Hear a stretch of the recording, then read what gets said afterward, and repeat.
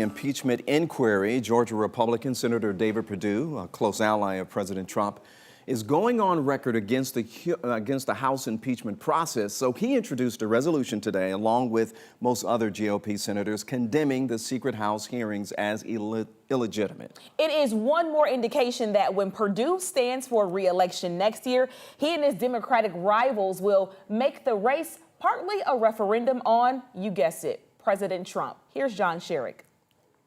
Georgia Senator David Perdue at the White House Thursday, one of 9 Republican senators having lunch with President Trump, underscoring their support of him. And at the Capitol, Perdue putting his name on a Senate resolution condemning the Democrat-led secret House impeachment process. House Democrats have abandoned decades of precedent, Perdue wrote on Twitter. It's a partisan show trial, an illegitimate impeachment inquiry. GOP Senator Lindsey Graham says 41 senators backed the resolution so far, calling on the president's opponents to make the process public. We believe that a lot of people want to get Trump, and they don't give a damn about how they get him.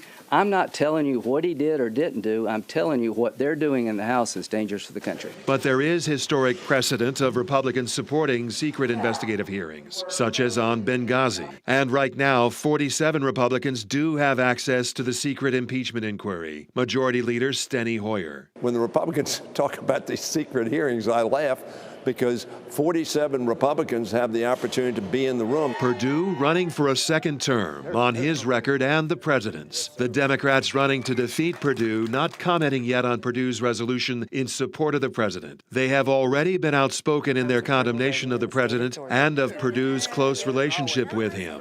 As it is, House Democrats insist the impeachment hearings will go public eventually, and that in effect, Perdue will get everything he demands anyway, eventually. No resolution needed, except that Perdue hopes coming out against the process now will help strengthen his support in Georgia among Trump voters next year. All right, thanks a lot, John.